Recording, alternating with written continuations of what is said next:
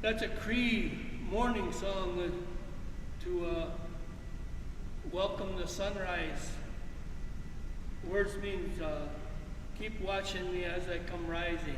Don't quit looking at me, keep watching me. It's in the Cree language. I learned that from Grandfather Francis, not Francis, but Louis Cree, out Turtle Mountain Reservation, North Dakota.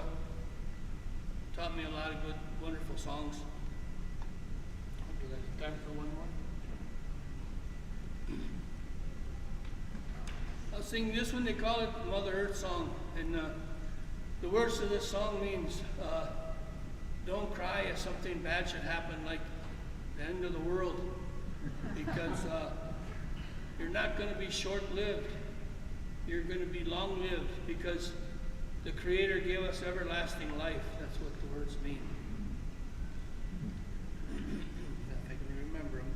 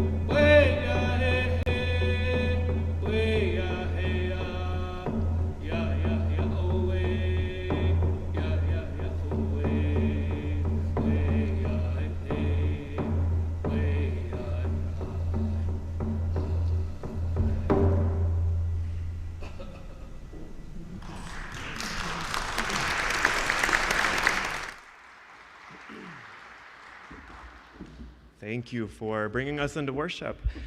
Well, good morning, everybody. Happy Earth Sunday. It also happens to be the first Sunday after Easter, and so much like any of the high holy days in the Christian calendar, this is a sometimes more informal Sunday. So I have dressed down a bit, our choir has made themselves a bit more comfortable, and we are so profoundly and richly blessed to have a special guest with us today. We are welcoming into our pulpit Frank Adewageshik. Please help me welcome him. Frank is the executive director of the United Tribes of Michigan, and among his many deep and rich passions is earth and creation justice and care of the earth, and so it felt so appropriate to welcome him into our worship this morning. I'm really humbled and honored that you are with us today. Frank, please also help me welcome Two Dogs, who joined us by welcoming us into worship this morning. Thank you so much, Two Dogs. I look forward to more from you in the service. So we are gathered here today for Earth Sunday, a long-standing and honored tradition here, though it has taken many different shapes. But regardless of your favorite way to lift up care and celebration and justice for the earth, and whether this is your very first time here at Fountain Street Church, which I know for some of you it is, or you have been a lifetime member, or somewhere in between, whether you are joining us from home, which I know a lot of you are, or you have gathered in this beautiful cathedral of love and this temple for peace, whether you believe in one God or many gods or no gods, or you just don't know right now, no matter who you love or who you are loved by, each and every one of you who has gathered in this time of worship together, every one of you, and I know that's hard to believe, but each of you has a place here where love and justice and compassion and inclusion and equity and restoration are the shared work of this church's faith.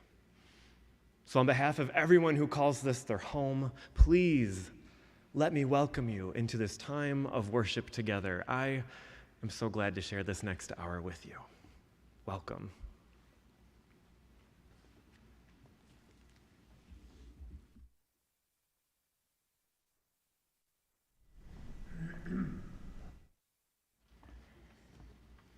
Good morning. My name is Margie Dirks Peterson.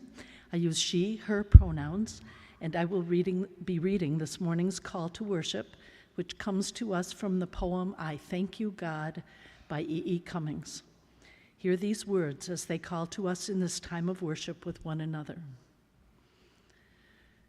I thank you, God, for most this amazing day, for the leaping greenly spirits of trees and a blue, true dream of sky, and for everything which is natural, which is infinite, which is yes.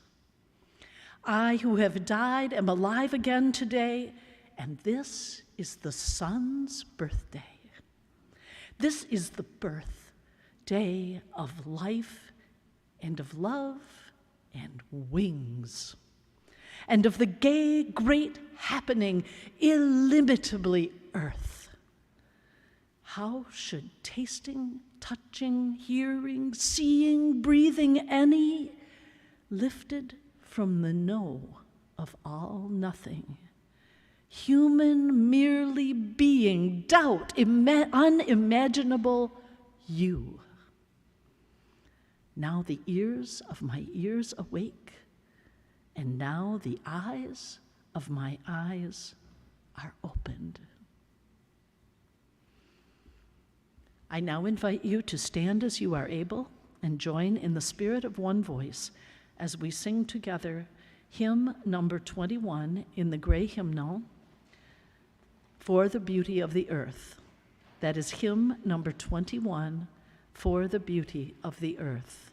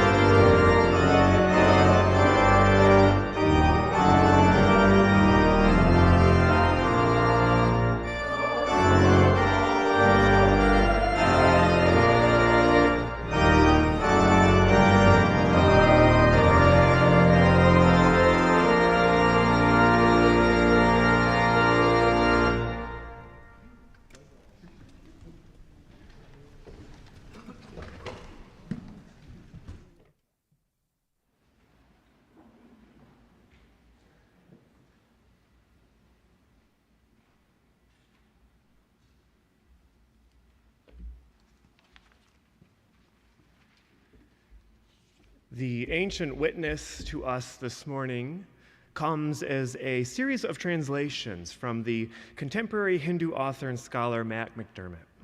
Hear what the ancient spirit is saying to our contemporary ears and souls this morning. The entire universe is to be looked at as Lord. Ether, air, fire, water, earth, planets, all creatures, directions, trees and plants, rivers and seas. They are all organs of God's body. Remembering this, a devotee respects all species. The humble sages, by virtue of true knowledge, see with equal vision a learned and gentle Brahmin, a cow, an elephant, a dog.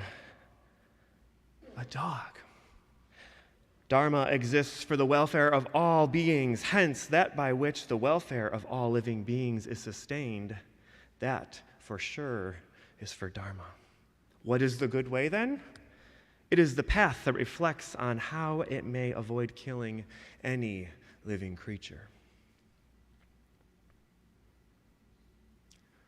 Our contemporary witness this morning comes to us in the form of a poem by Jane Yolen entitled Earth Day. Hear what the spirit of our times is saying to each of us this morning. I am the earth, and the earth is me. Each blade of grass, each honey tree, each bit of mud and stick and stone is blood and muscle, skin and bone. And just as I need every bit of me to make my body fit, so earth needs grass and stone and tree and things that grow here, but only naturally. That's why we celebrate this day.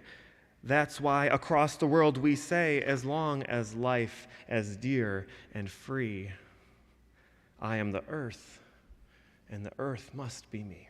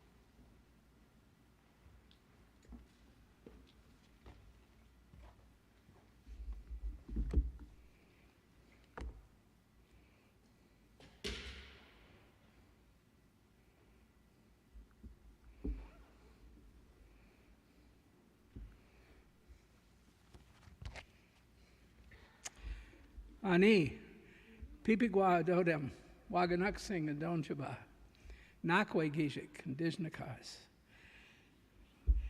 I'm otherwise known as Frank Edawagishik. Nakwe Gijik Noonday is my Indian name. Several generations ago, there was a fellow whose name was Edawagishik, and he was christened and given the name Paul, and he became Paul Edawagishik, and we've all carried that name. Interestingly enough, he had a twin brother whose name was Misko Memingwan, and he was christened and given the name Lewis, and so it was Louis Misko Memingwan, but we've carried Edawagishik on his side of the family. They decided to take the name Lewis. So from two twin brothers, we have Edawagishiks and Lewises from all the way back in about 1810. This area is the area of my people, of my homeland. We all lived in West Michigan area, up and down the lake. We would have our main village in the north, and then we would come to the south. And we would we'd come up the rivers and camp in areas where it was more sheltered in the winter, and have our smaller winter hunting camps. And in the spring we'd have do maple sugar, and then we'd be back in the main village up north. So I like to think of my ancestors as being the first resorters. We always went south for the winter, you know. But we had this life that we lived in, this cycle. And we moved with the places where we needed to be. We had respect for that natural world and those rhythms of the natural world and the ways that we do things. So I'd like to tell you first a story about that time, because the way we used to, when we took those trips, we would travel in a large, what we call a jiman, or a canoe. And it'd be big enough that there'd be a number of people in there, maybe a whole family. And they'd have poles in there that they'd carry with them to make a little lean-to, like a little teepee, and some mats to lie on, or else and also to cover the shelter with. And they'd have food and all the stuff that they needed in that jiman.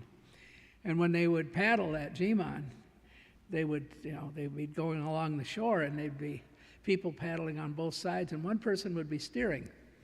And they'd take turns, whoever was going to be steering.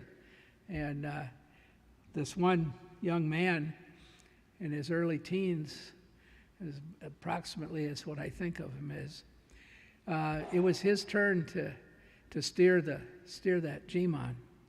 And they were paddling along, and they were in that area over near where Muskegon is now. But as they were paddling along the shore, that big lake, you've all seen that big lake when it's just almost like a mirror, really smooth and just that gentle little swell in it. And that's the way it was, and they were going along making really good headway. And then, as is the thing, it came time to switch off so that someone else would be paddling, doing the steering, and the rest would be paddling, and that young man moved to another place. And just after he did that, the wind came up. And it started being quite rough, and no matter who was steering that canoe the rest of the day, they had a rough time making headway because of the wind and the waves. But in the evening, they pulled that canoe up on shore. And they pulled it up, that jiman, and they took the poles out, and they made the lean-to, like they cooked the meal, and they ate some food that night. And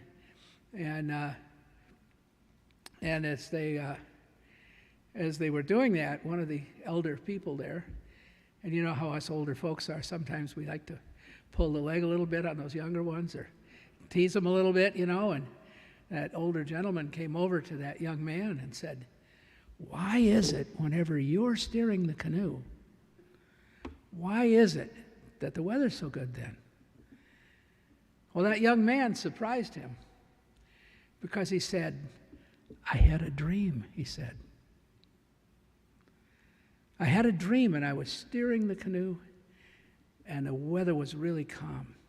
And we were making really good headway, and I looked, and then I noticed that there was nobody else in that canoe except for one man up in the front. Just one. And then I looked, and I saw that it was no ordinary man.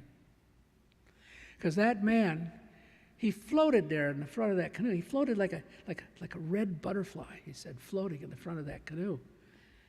And that was the end of it. He said, that's the end of my dream. And everybody said, oh, miigwech for sharing, thank you. And they all went to sleep. Now, the next day, when they got up to go, and they packed everything up, put those poles back in the G-Mon and got everything ready to go, that elder who had spoken to that young man the night before, he came over, he brought some tobacco and put a little tobacco in his hand and said to him, Misko Memingwan, red butterfly, come steer our canoe and bring us good weather today. And from that day on, he carried that name, Misko Memingwan. And if you look on the Treaty of 1836, and you list the main chiefs that signed, and then there's a whole list of all the sub-chiefs that signed, Misko Memingwan is one of those who signed that as an old man. And that is the story of this naming ceremony for my great-great-great-great-grandfather, Misko Memingwan. And when I look back, when I think about this, it's an important story because it talks about, respect for the waters, respect for each other, and respect, but it's a process of how we think about our relation to that natural world and what that means to us, and those things such as names, how that can come about. Well, I think we're often taught in the Native community, we talk a lot about the idea of 7 generations. And that, and when you're thinking about that idea of 7 generations, sometimes people think of that as, we're going to count them out, 7 in front of us, and that's what it is. So we're in the 4th or the 5th or something like that. But actually, it's more like driving down the road at night with your headlights shining ahead of you. And as you're driving down that road, every 100 yards you go down the road, your headlights just go 100 yards further down the road. You never really get there, but you're to think about the consequences of your actions through a time period long enough to encompass 7 generations. Now, what does that mean? I mean, that's a pretty long time. I've talked with the state of Michigan and other people, other places where I've gone. They talk about long-range planning. They're talking about 5 to 10 years. No, that's totally different. I testified before the Senate Committee on Environment and Public Works, before Senator Obama and Senator Clinton. It's a long time ago. And after that time, the other people were testifying for funding for the Great Lakes Restoration Initiative. And we were asking for $15 billion in money. And we successfully got $475 million, and since that time, there's been about $2 billion that has been appropriated to work on water issues and things in the Great Lakes. But when I knew that the other people were going to be testifying on data and statistics and things like this, so I talked about 7 generations. I talked about that responsibility we have to the natural world, that relationship we have with everyone. And when I was talking there, all of the things that were, all the things that were going on, I get questions afterwards. And what were those questions? There were questions from the senators about thinking about 7 generations, thinking about long-term kind of planning. Because as we know, we are hard-pressed to plan longer than 4 years in an administration. It's hard times to think about how do we plan for those long-term things? What are those things that are going to actually that are going to affect us, and how do we deal with them? So that whole concept of 7 generations is important. And from my children back, Misko Memingwan is 7 generations. And we think about, what did those people do 7 generations ago? All of us, everybody in this room, everybody who's watching online and other ways, everyone is someone's 7th generation. 7 generations ago, where were your ancestors living? What professions did they have? What decisions did they make about their lives or their attitude towards education or attitudes in life and things? What things were they doing that helped make each one here, everybody here in this audience and online, what is it that made you who you are, that brought you to this place today? Because this community as it exists right now has never existed before and will never exist again.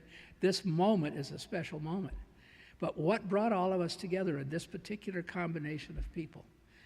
And so what were those things that guided us to be who we are? And we also have to think then. We have to think about what is it that we're doing? That 7 generations from now, people are going to be thinking about what we did now. In other words, those folks left us lots of things. That generation of Miskowmemingwan were the treaty signers for my people. And when they did that, you got to remember treaties are two-way things. It's not just Indian treaties, but the United States government signed those treaties. So everybody is a treaty signer. Everybody has treaty rights, and everybody has treaty responsibilities. And those things came together. All of that was happening 7 generations ago in my family. And what are we doing? What are we using those tools for in terms of hunting and fishing, in terms of helping to protect the environment, in terms of respect for that natural world? So there's so much to think about in these traditional teachings. And I think about that 7 generations thing a great deal, because it gives you a perspective that isn't a day-by-day perspective. And it isn't a week-by-week or a month-by-month, but it gives you a longer-term perspective. And it's easier to make good decisions when you're thinking long-term. When you're thinking just on a day-by-day basis, you may say, well, it's okay, I can make this decision today. Tomorrow I can do something different. I'll take care of the world. I'll take care of the earth tomorrow. Today I'm going to do this. Well, each day is part of forever. Someone talked about this being the Earth Day Sunday. Well, when you think about it, Earth Day is really important. I heard Dennis Hayes, who was the executive director for the first Earth Day, he told me that he'd been hired to do Earth Day. He was 24 years old, and he was the oldest person in the Earth Day office. What does that mean for all of us? What's that mean for the young people that are listening to this? What's it do for you? And he's still working today as head of the Earth Day Network. And they say that Earth Day is the largest celebrated event for humanity in terms of the numbers of people everywhere from all faiths, all over the earth.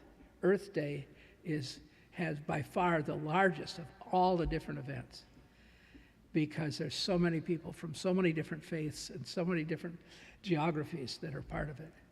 But all of it is that idea about what are we doing for those coming generations, and what are the things that we're using for the ones that have helped us so far.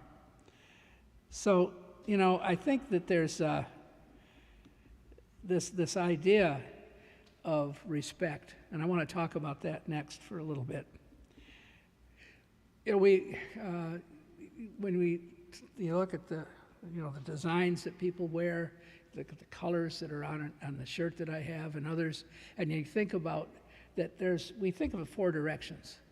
So we think about the east, and for Anishinaabe people of the Great Lakes region, not the Lakota from the plains or the Pueblos or other places, but for us, when we think of 4 directions, we think of the yellow in the east and red in the south, and black in the west and white in the north. But it's infancy, youth, middle-aged, and old age. It's also earth, fire, wind, and water. In other words, there's teachings in each of those directions that are critical. And they are things that will help us, and there's things that can hurt us there. And so water is life. It's essential to life, but you can drown in it. Floods can wash away your homes and your crops. Water has danger, but it's also essential. Fire is the same thing. Fire heats us, warms our homes, And, we cook our food and all these different things with fire, but it can burn the house down. It's in the bullets, it's in the bombs. It has two sides to it. So we have to be careful with it. Earth, solid, we live on it, but it can shake and knock our homes down and all these other things, the kind of things that happen with earth. And wind is the same way. Wind is essential for the process of transpiration is it, the water cycle. You need to have that to have rain, to move the water into the mountains so it can go down the streams and back to the ocean. And you have to have this thing, but you need wind to help be the thing that carries that. Wind is the air we breathe, but it's also the hurricane that can destroy us. So all of these things, we think about these four-direction teachings and what they can do. And in each of those, we have different medicines, different herbs, different plants that we think of in those four directions and how they can give us assistance and help heal us.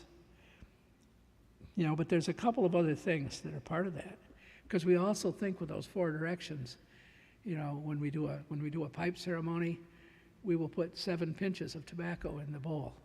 Well, that's for each of those four directions, but it's also for Mother Earth, for the Creator, and for that spark of creation that's inside each of us is that seventh direction. And we think of all of that as trying to keep a balance. And we thank all of those other beings. We'll blow an eagle bone whistle at the beginning of our ceremonies, and that's to let all of our ancestors know, that call attention, that it's like the call to service here. It's letting everybody know that we're doing this ceremony. But it's also all those spirit beings. The beings, that spirit of fire, that spirit of the water and the earth and the sky and the wind and all these other spirits that are essential to the way we think of things, because we think of the whole world as alive. In our society, when we think of all of this, what we think of is the fact that we don't have an ownership relationship with everything. We have relatives. So, for instance, when we did the U.S. versus Michigan fishing rights case, that was the big thing about that was that we won the case. I mean, it was right here in Grand Rapids, where that Judge Noel Fox ruled that our fishing rights existed on the Great Lakes, and that, but the way it was interpreted as property. But there's a thing to know about this, that my ancestors, when they negotiated those treaties, they didn't go down to the water and say, those are our fish. What they did is they reserved the right to fish. What does that mean? It means they reserved the right to sing for the fish, to dance for the fish, to pray for the fish, to catch and eat the fish, but to have a relationship with fish. So the treaty right is a relationship right, and it's exemplified in fish, but it's also, that same right exists with the night sky and with the earth, and with all the other plants and animals and the things that provide for us. Is we don't think of ownership, we think of the fact that they're our relatives. And we're to take care of them, but they take care of us. The fish, well, they make lots of little fish. They make lots of babies. And why do they do that? They don't need to make that many just to survive. But they make that many because they have a sacred duty. What is that sacred duty? It's to feed other fish. It's to feed the eagles and the osprey. It's to feed human beings and the bears, all of the other creatures that survive. As the fish, their sacred duties are to do this. And as our relatives, we have to assist them, not get in the way of them doing their sacred duty, but also we have to do our sacred duty, is to honor them as we eat them, as we harvest them, take what we need, not as many as we can get, all of these different things. So that idea of relationship is a critical part, that relationship to the natural world. That's an essential part of our daily existence for Native people. And I find that this is something that so often gets left out of people's thought, because they look at things and they want to say, well, this is our fish, or this is our land, or, but actually, for all of us, every day is Earth Day for everybody. And all of the relatives, they belong, in a way, we're part of that web of life. That's where we belong. And we belong within that web of life. And so we have sacred duties, as well as rights within that, and those to honor and respect the sacred duties of all the other beings that we share the world with. So this, I'm really, I think about this, but I want to sing a song now that will talk about some of these things in it. And that song is Eo wabanange ni minigawas bigwetch ne abjinamawa nom gom. Eo jawanange ni minigawas migwetch ne abjinamawa nom gom. Eo ningabianang ni minigawas migwetch ne abjinamawa nom gom. Eo kiwedanange ni minigawas migwetch ne abjinamawa nom gom.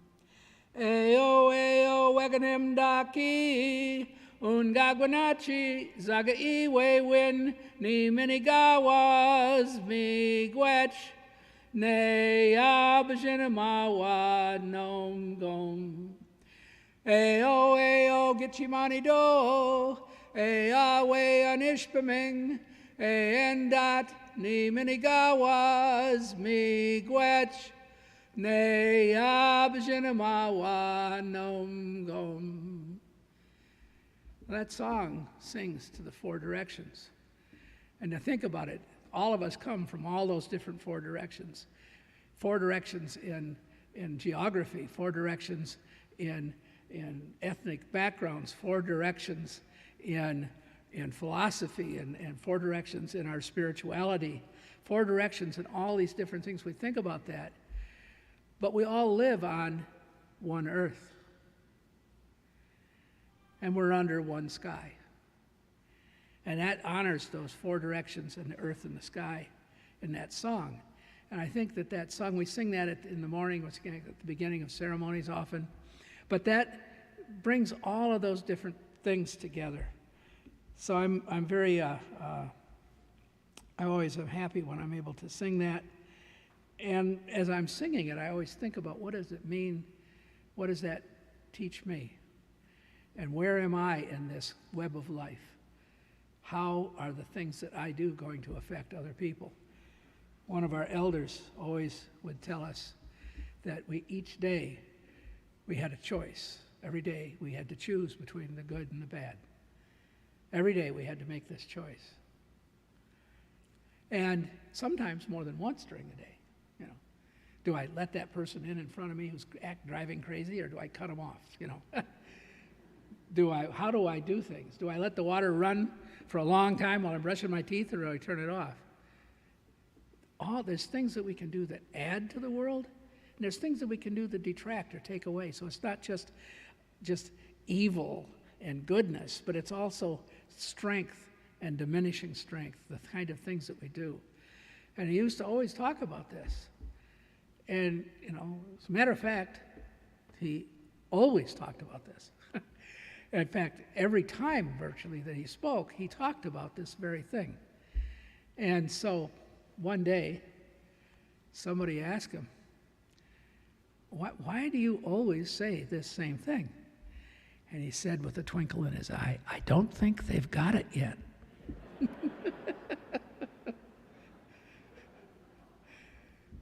This is something, and my brother and good friend back here, Two Bears, he's heard this same thing over and over again in his life, because we've often shared some of the same ceremonies.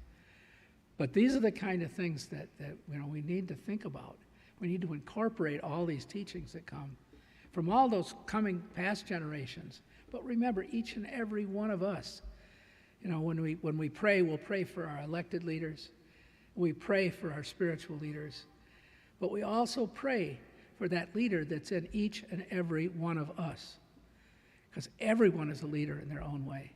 And everyone has that opportunity to make change. So when you think about this web of life and you think about how this works, I'd be remiss if I didn't talk just a moment about the issues of climate change. So I gave the closing speech at the Paris Accords. I spoke for the Indigenous Caucus. I said I gave the closing speech. It sounds really neat, except for that meant that the Indigenous people got to speak last. So the thing started a little after 7 in the evening, and at 1:15 a.m. I got to speak for 2 minutes.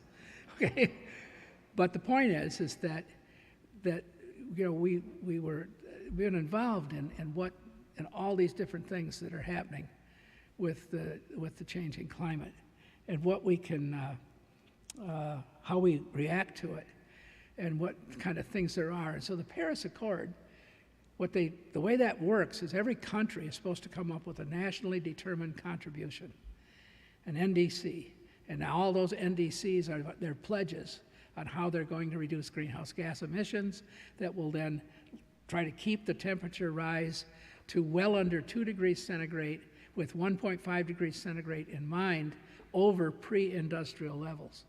And these NDCs are supposed to be ambitious enough that will actually make the goal. And so the countries have to make these calculations. It's a complex thing. We've been working on it ever since I was in Glasgow. That's my 25-minute mark. Yeah, so I was told to speak between 20 and 30 minutes, so I could talk all day, so I gotta, keep track of stuff here.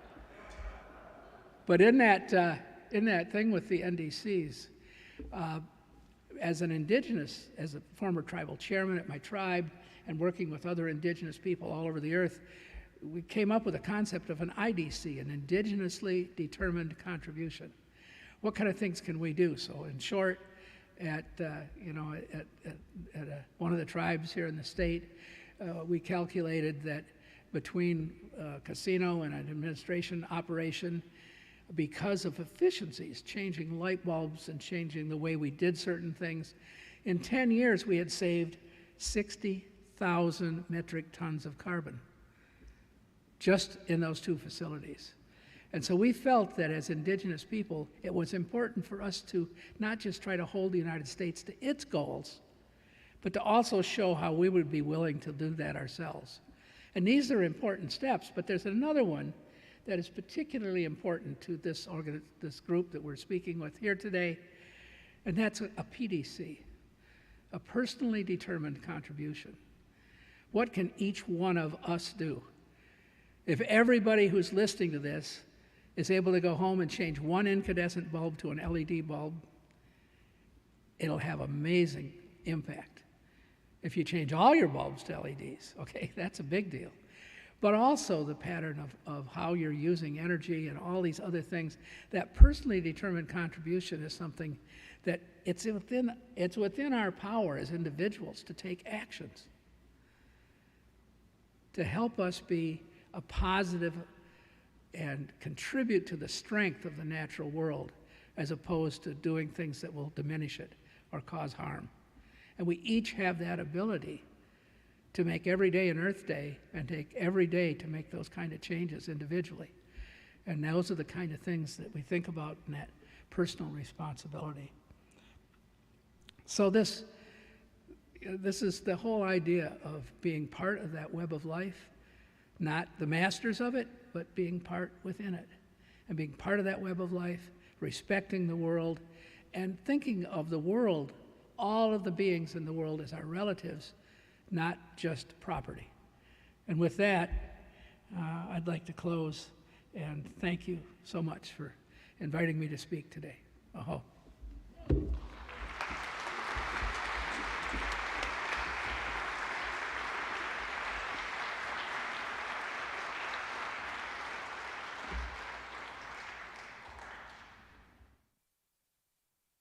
Thank you so much to Frank for your wonderfully and profound and special message. Friends, we are going to respond with a hymn number 203. So again, as you're able, please stand and join in one voice. Hymn number 203, apropos titled, All Creatures of the Earth and Sky.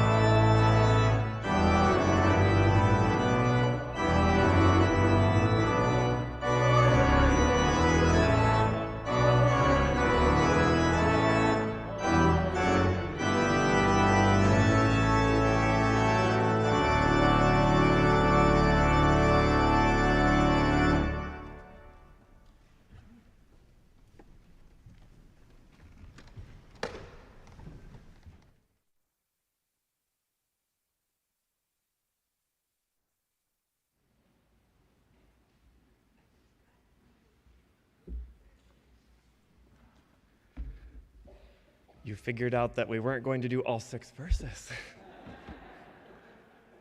I'm not normally the organist here, but when I ambitiously announced we'd be singing hymns again, I forgot that it would be helpful to have an organist every week. I hope it doesn't happen again.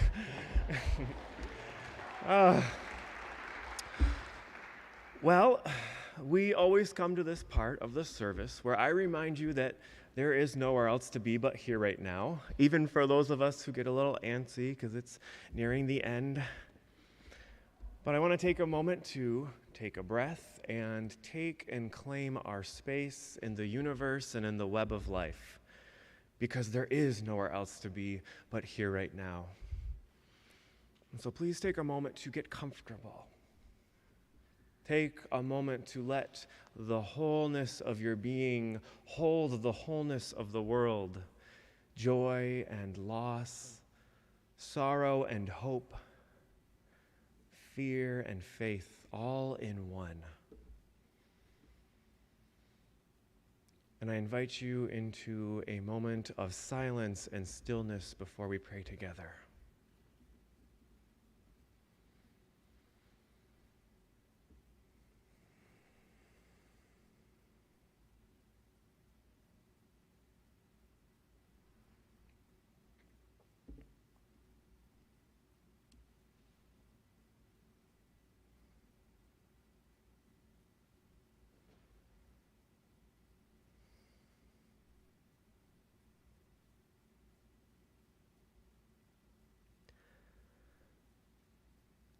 Spirit that neither time nor space can contain, source of the evolving universe and source of all that is living. We come into this time of worship with the awareness that all of creation is charged with your divine energy and your sacred and ancient yes. This morning, we pray that you ignite that spark of yes within each of us, that we may truly know ourselves as truly human and holy and irrevocably part of the web of life that we have all been woven into. This morning we lift up and magnify that all creation, every star and every flower, every drop of water and every person, each and every atom down to its very electrons explodes with the revelation of your sacred mystery and your divine presence. As we gather this morning in honor and in celebration of the earth and her global community, help us to resolve to be co-conspirators and co-creators with this fragile island home we share. May we always walk gently upon this earth in right relationship with one another and nurtured by your source of love, taking only what we need, giving back to the earth in gratitude, honoring all with reverence, reconciliation, and healing, and mindful of those who will come after us, recognizing our proper place in your creation and not a part of your creation.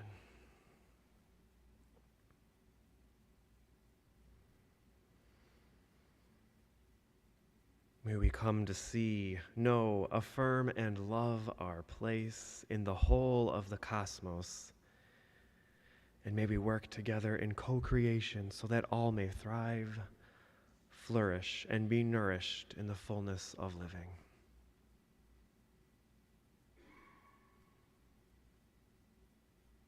All of these things we lift up. Amen.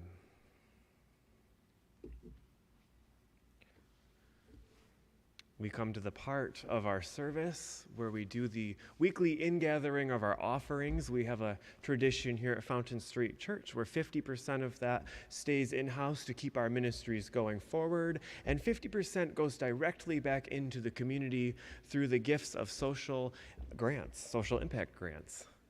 And so with the spirit of generosity and love and giving beyond ourselves into the web, into places we will never know, the offering will now most graciously be received.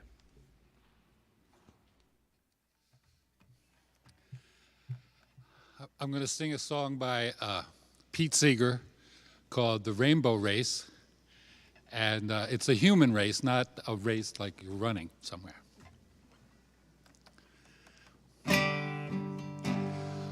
One blue sky above us, one ocean lapping all our shores, one earth so green and round, who could ask for more?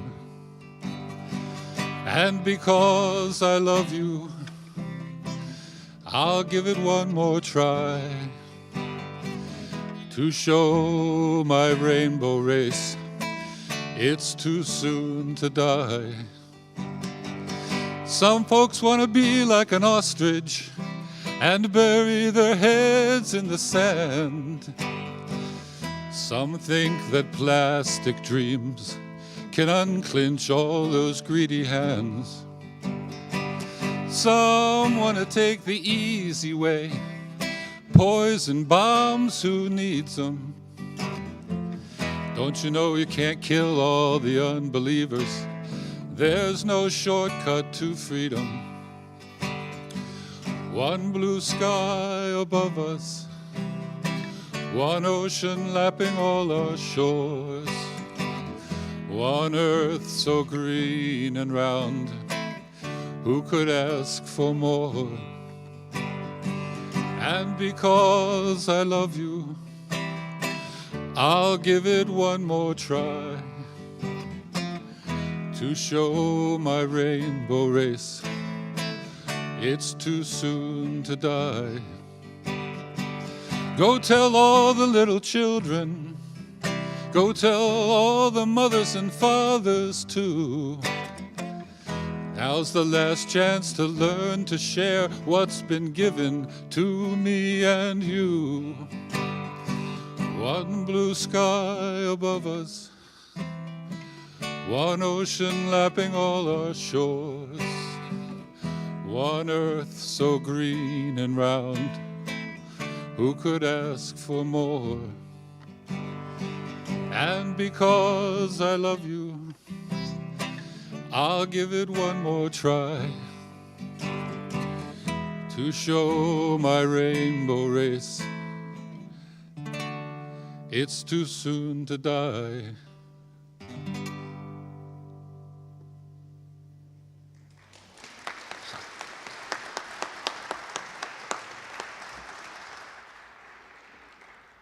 Thank you, John. Well, as we come to the close of our time with one another this morning, we do have some announcements, some of them of which are about today. So you may have seen that we were supposed to do the community corners walks in the different quadrants of our metro region, and as you can tell, it's getting darker by the moment, and so they have decided to postpone those due to the inclement weather that we're expecting this afternoon. So if you were looking forward to that, you can always say hi to one another out in the lobby, find your community corner leader, but those have been postponed for today. However, that frees up time to stick around because we actually have one of our art and architecture church tours this afternoon. And I'm looking for Penny. Penny's over there. Penny, are they to meet right here afterward? All right, so if you would like to stick around for that, it's going to be a pretty cool one, and it actually involves some touring. I would encourage you to stick around after worship and gather for that. So that will be immediately once we're done. In next week, on May 1st at 2 p.m., there's actually going to be a Threshold Choir concert. If you were here on Good Friday, they sang for that service. It was remarkable. And so they're going to be doing a healing service concert at 2 p.m. here in the sanctuary, and it will be a time of lifting up the loss over the last few years. It's not specifically a Fountain Street event. It's done by the Threshold Choir, but it would be wonderful for those who seek that space if you could make it for that. So that's May 1st at 2 p.m. And then just to mark your calendars, we'll start promoting it. On May 22nd, which is also our graduating senior Sunday, we're going to be having another concert here at 2 p.m., and it's a Fountain Street and Friends showcase concert. We did something like this in 2019, and it's going to be kind of a return of that in a different way, a fun way to raise some money for the church's ministries and our future, but also just a fun way for some artists in our community to give back. So it's some people are Fountain Street members or Fountain Street staff. Other people are friends of Fountain Street who are not members, but they appreciate what we give to the community, and they will be lending their talents as well. So just mark your calendars for May 22nd at 2 p.m. for that. We'll have more information to come. Finally, I am always remiss if I don't thank all of our participants today. Thank you again to John Schweitzer for your gift of music. That was wonderful. Thank you. Thank you so much to our choir and Austin and Margie for leading us through that beautiful piece. Thank you again to Two Dogs, who will be doing another piece for us to send us out. Thank you so much. And of course, thank you so much, Frank, for being with us this morning. You could have gone on longer than the 25-minute mark. I would have stayed all day. So thank you, Frank. And thank you to each and every one of you who continues to call this your spiritual home, who continues to gather with us, whether you're online or you're at home. I also need to say that I realized once again, I never introduced myself again this week. So I'm Reverend Christopher. I love you all. I hope you have a wonderful week. Thank you for being with us. Happy Earth Day. We love you.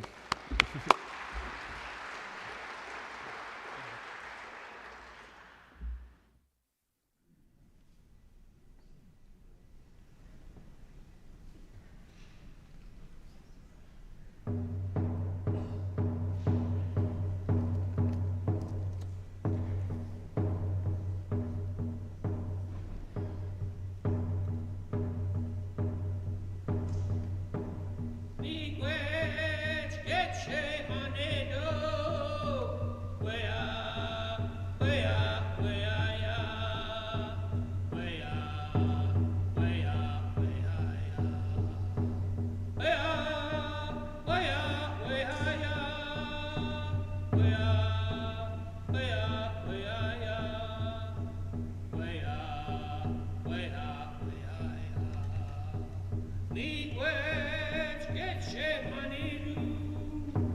Where